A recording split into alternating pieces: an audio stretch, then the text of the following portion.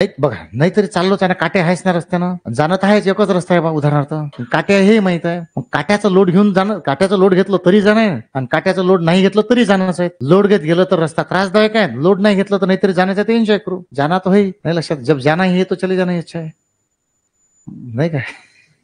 पण कुठं रस्त्यानं ठीक आहे, आउट नाही व्हायचं, लक्षात घ्या. म्हणजे मुद्दा काय, ह्या गोष्टी फार मॅटर करतात, बरं फार मॅटर करतात, लक्षात घ्या. तुम्ही थोडं ना त्या पद्धतीने केलं पाहिजे. त्याला गणिताचा विषय किचकट आहे, विसरू, कारण बऱ्याच वेळा तुम्ही आक्षेप करता, आक्षेप म्हणजे माझ्यावर नाही करत, म्हणजे जसं काल ह्या मॅडमनी एक सांगितलं तक्रार त्यांची, अजून प्रत्येक बॅचमध्ये कोणा कोणी सांगत असते, काय का इथं आठवते घरी आठवत नाही. मध्यंतरी तुमचे पण नवीन नसताना होतं, समीकरणामध्ये प्रॉब्लेम बऱ्याच जणांना होते की नव्हते, होते ना. तर हे ह्या चिंता आहेत ना, हे जे आहे ना, सगळ्यांच्या बाबतीत घडतं. तुम्हाला खरं खरं सांगतोय, माझ्या बाबतीत घडलं. मला माहित आहे 2013, 14, 15 ह्या 2-3 वर्षाच्या बॅचेसमध्ये मलाही अभ्यास करून शिकवायचं मी, ठीक आहे ना, कारण तेवढं डोक्यात नव्हतं बसतं ते, लक्षात घ्या. आणि असंही व्हायचं बऱ्याचदा, समजून घ्या, काही काही किचकट चॅप्टर जर शिकवले एखाद्या बॅचला, तर ते शिकवण्याचा योग 2-3 महिन्याने यायचा दुसऱ्या बॅचमध्ये, कारण बॅचेस पूर्ण नाही जायचे, पोरं अर्ध्यातून सोडून जायचे पहिले, ठीक आहे ना. म्हणजे 2013चा कार्यक्रम असा, मी पूर्ण बॅच झाली बा माझी, असं कधीच नाही पाहिलं 2013 मध्ये, कारण नवीन होतं, मलाच माहित होतं. म्हणजे शिकवणं व्यवस्थित चांगलं शिकवणं प्रामाणिकच होतं, मला माहित आहे. पण ते पूर्ण सर्क्युलेशन व्हायचंच नाही पूर्ण. शेवटलं चॅप्टर झालं बा, आता नवीन बॅच, असं नाही, ते चित्रच उभं नाही राहायचं. मग म्हणजे जेव्हा पूर्ण बॅच 6-6.5 महिने शिकवली, तेव्हा चित्र उभं राहिलं ना, काय झालं म्हणून, हे मला चांगलं आठवतं, लक्षात घ्या. ज्या क्षणाला मला माहिती आहे, जेव्हा जी बॅच मी पूर्ण शिकवली 6-6.5 महिने, मला तेव्हा सिलेबस मधल्या गाठा बांधताल्या बरोबर, हा हे ना याला जुळते यार, शिकवताना हे जाणवलं आपल्याला, तसं अभ्यास करताना जाणवलं पाहिजे, अरे हो त्याच्यामुळे हा सुटून राहिला, ठीक आहे ना. बरं, शिकवणे शिकण्याच्यात आहेच कोणता फरक, दुसरा काय फरक, हाच आहे फरक. शिकवणे म्हणजे काय जादू गिछडी आहेत का, मास्तर असते का, काही नसते, मास्तर इथंच आहेत, काहीच नसतं, ठीक आहे ना. माझ्यापेक्षा इतर विषय तुमचे चांगले असतील, त्याच्यात तुमचा हात नसेल पकडत कोणी, हे थोडी सांगता येते. हे लक्षात घेतलं पाहिजे, ठीक आहे. काहीच नाही, तुम्ही जर त्या विषयाला त्याला खेळ म्हणून जर केलं ना, एन्जॉय म्हणून केलं ना, मजा येतं, लक्षात घ्या. करून तर पहा ट्राय, आणि ह्या विषयाच्या बाबतीत तर नक्की केलं पाहिजे, लक्षात घ्या. कारण हा पाठ नाही करून जाऊ शकत ना. मी जर म्हटलं 100 मार्काची टेस्ट घेतो गणिताचे, पाठ करून, अरे पहिला नंबर जो येईल ना त्याला पहिलं बक्षीस 5,000चं, मजाल नाही तुम्ही गणित पाठ करून याल म्हणून, पाठ करून आले की डुबले. 10वीला पाठ केले का, थेरम पायथागोरसचं प्रमेय, 30-40-90चं प्रमेय, 1-1.5 पानाचा थेरम होता ना 10वीला, पाठ केले का आपण, पाठ नाही केले आपण, पाणीवाल्याला पैसे दिले उलट.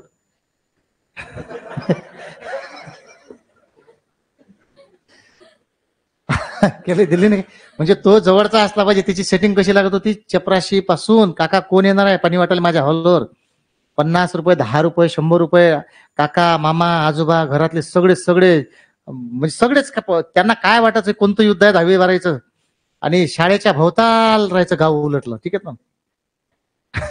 काय विदारक चित्र होतं ते. मला तर अजून आश्चर्य वाटत त्या गोष्टीचं. आतमध्ये पेपर जाण्याची वेळ, पेपरला वेळ किती, 3 तास, 10वीचा बोर्डाचा पेपर. आता गणित, आणि मला चांगलं आठवत, तुम्हाला आठवत असेल, 3 तासाचा पेपर. त्या सेंट्रल वरून आतमध्ये पेपर गेल्यानंतर पहिले धाक असते स्क्वॉड येण्याचा, पहिले दहशत असते, म्हणून पहिले तो कॅप्टन असतोच आपला, एक काय म्हणतात त्याला, तो बोर्डाचा तो, नाही कंडक्टर, हा कंडक्टर असतेच तो, ठीक आहे ना. तो नावापुरताच असते, त्याला चहा पाण्याची व्यवस्था आतमध्ये झाली असते पूर्ण, फक्त एक त्याला झलक मारणं असते बाहेर. तो पहिल्या अर्धा तासात काही कॉपी करू देत नाही, कारण त्यालाही माहित नाही स्क्वॉड येतो का नाही. मग तो काय होते, मग अर्धा तास गेला, बाहेरचे तोपर्यंत वेटिंगवर आहेत, लक्षात घ्या. याचा संघर्ष कमी नाही बरं बाहेरच्याचा. आणि नेमकं 12वी 11वीची परीक्षा कधी होणारच. आता बाहेरचे वाटून राहिले, अर्धा तास झाला, आणि अर्ध्या तासानंतर हे आतमधले जे ज्यांना गरज आहे प्रश्नाची, सगळेच पोरं थोडी चिठ्ठ्या पाठवते, पण जे खास बसले आतमध्ये तग धरून वाटून राहिले का चिठ्ठ्या कधी बाहेर जाते आपल्या, हे लिहन कधी, बरं ज्याचा अभ्यास, जो कॉफीच्या भरोशावर आहे तो प्रश्न तरी बरोबर लिहन काय, मग त्याचा प्रश्न बाहेर लिहून जाईल कुठंतरी चुपचाप मध्ये, किंवा तो मग जे स्टाफ रूम राहील तिथं काही टीम राहील बसली का, त्यांना माहिती आपले कॉलेज शाळेचे बा बिलंदर पोरं आहेत, त्यांना पास करणं आहेत.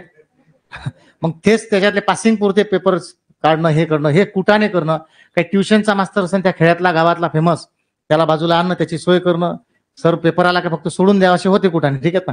त्याच्या हातात बरोबर 2 तासानंतर 1 तासानंतर 4-5 प्रश्न जाईल, 2-2 प्रश्न यायचे, तो लिहून त्याच्या झेरॉक्स कॉपी का, फोटो तो नव्हतेच, भरभर लिहायला 2-4 जण बसले तिकडे, ठीक आहे ना. आणि जसं तसं ते आतमध्ये जाणं, ठीक आहे ना. आणि त्याच्यावरून आतमधला विद्यार्थी लिहितोय पेपर, बरोबर ना. आता त्या 3 तासामध्ये किती प्रश्न बाहेर येईल, किती आतमध्ये जाईल, काय कुठाने झाले ते विचार करा बरं. इतका संघर्ष झालाय लाईफमध्ये, ह्या संघर्ष गमतच आहे का, खूप अथक प्रयत्नातून पास झालेला आहेत आपण. मी असं म्हणत नाही की तुमच्या ठीक आहे ना, मग पण बाउंड्री मग इंग्रजी सारखा विषय म्हणजे हे कष्ट कधी घेतले जेव्हा अडचण आहेत. बरं याच्यात निबंधाच्या कॉप्या केल्यात, निबंधाच्या कॉप्या करत असते काय? निबंध हा कसा असते, कल्पना विस्तार आहे ना तो शेवटी, ते इमॅजिन करून लिहिणं आहे ना. निबंधाच्या कॉप्या केल्यात. मी फसलो आहेत ना त्याच्यामध्ये, मला माहिती आहे. मी मास कॉपीमध्ये फसलो आहे. इथं कोणी आहे नाही, माहुलीचं कोण आहे काय? माहुलीचं नाही, इथं कोणी माझ्या गावचं कोण आहे? हा तृप्ती आहे इथं, तिला माहित आहे. ते लहान असेल, खूपच लहान असेल, कारण ही माझी लहानपणची विद्यार्थीच आहे. 12वी माझी दोनदा झालेली आहेत, 2004 आणि 2006ला. नांदगाव पेठला जे सेंटर आहेत ना ते माझ्यामुळे आलाय, माझ्यामुळे म्हणजे आमच्या बॅचमुळं. तर मास कॉफीमध्ये आम्ही पकडला गेलो होतो. आता कॉफी नाही केली होती ऍक्च्युली, कारण आमची बॅच हुशारच होती, चांगला विषय होता तो. पण अकाउंटमध्ये मास कॉपी दिली. पोरांनी काय केलं, 1-2 असतातच. तो विषय सांगतो 2 मिनिटात निघाला. तर आता काय झालं, मास कॉपीचा प्रकार, कॉपी चिटुरा वगैरे काही सापडला नाही. तो मोठा गेम झाला होता आमच्यासोबत. अकाउंटच्या पेपरमध्ये समजून घ्या, मी जर इथं 25/30 लिहिलं, मी उदाहरणार्थ 5 25 केलं आणि 10 30 केलं. मग माझ्या लक्षात आलं का चुकलं हे. आता मी चुकलं तर इथं खोडून टाकलं ना. आता हिनं काय केलं, माझ्यावरून पहिले असंच लिहिलं होतं, मी जसं खोडलं असंच तिनं खोडून टाकलं. त्याच्यावरून त्यानं पाहिलं होतं, त्यानं काहीच चेंजेस नाही केला, ॲज इट इज. असं 3-4 पेपरमध्ये सारखं दिसून आलं, एका ठिकाणी 4-5 ठिकाणी. आणि त्यानं मास कॉपी सिद्ध झाली. आणि खरं म्हणजे 2-4 पोरांना सपोर्ट करण्यासाठी केलं होतं सगळं, ठीक आहे ना. तर त्याच्यामुळे अख्खीची अख्खी बॅच बरबाद झाली. 34 जणांची बॅच कॉमर्सची. त्याच्यामुळे 2 वर्ष आम्हाला बोर्डातून डिबाईट केलं होतं, लक्षात घ्या. म्हणजे सगळ्यांची जत्रा सारखीच झाली मग त्याच्यात, ठीक आहे ना, 4-5 जणांसाठी. म्हणजे इतकं विचित्र घटना घडली त्या विषयात, लक्षात घ्या. म्हणजे हे विषय निघाला म्हणून सांगितलं, म्हणून 12वीत आपली PhD आहे आता. ठीक आहे, डबल आहे, आपण टॉप मारला, त्याच्यात काही हरकत नाही. टॉपला जे होते पहिले ते डबल टॉपला, लक्षात घ्या. म्हणजे किस्सा असा आहे महत्वाचा, ठीक आहे. जसं आपला विषय होता की गणित पाठ नाही करू शकत, हे मला चांगल्या प्रकारे माहित आहे, ठीक आहे. तर आपण हे पाठ करू नये, आपण तसंच जाऊ आता पुढे, ठीक आहे. हे क्लिअर आहे इथपर्यंत. टाका हेडिंग अपूर्णांक. अपूर्णांक खऱ्या भागाकडे आपण चाललोय, लक्षात घ्या. अपूर्णांक. आता पहा, लक्षात येते याचे का मग इंट्रो कशा झाला, परिमेय संख्याचा. आता परत 10 मिनिटं भाषण करतो, पहा लक्षात इकडे, कारण आवश्यक आहे ते. त्याला इंग्रजीमध्ये काय म्हणते, फ्रॅक्शन, आणि हिंदीमध्ये म्हणते भिन्न. लक्ष द्या फक्त बरोबर. काय मला आठवतात, जेव्हा काहीच माहित नव्हतं तेव्हा मी नागपूरला एक पेपर द्यायला गेलो होतो, तेव्हा खाली लिहून आलं होतं, सबसे बडा भिन्न कोणसा आहे. मला दिसायला हे माहित होतं का ते अपूर्णांक होय, सगळं माहित होतं, पण तरी तो प्रश्न राहिला होता. अजूनही आठवते, भिन्न या शब्दानं अडचण झाली होती. भिन्न म्हणजे कारण हिंदी मधलं माहित नसते आपल्याला. का आपण स्टेट सोडून सेंटरला जात नाहीत, त्याचं काहीच मोठं रिझन नाही, फक्त आहे लँग्वेज. पटलं ना. आत्ता मागच्या 3-4 वर्षामध्ये सगळ्याच जवळपास सेंट्रलच्या परीक्षा मराठीत व्हायला लागल्या, आणि ती चांगली गोष्ट, ठीक आहे ना. मला हे कळतच नाही, लँग्वेज मॅटरच नाही करत, ज्ञान मॅटर करतं. ते आधीपासूनच व्हायला पाहिजे होतं, लक्षात घ्या. बँकिंगची परीक्षा इंग्रजीमध्ये होते, काही दुमत नाहीत, काहीच दुमत नाहीत.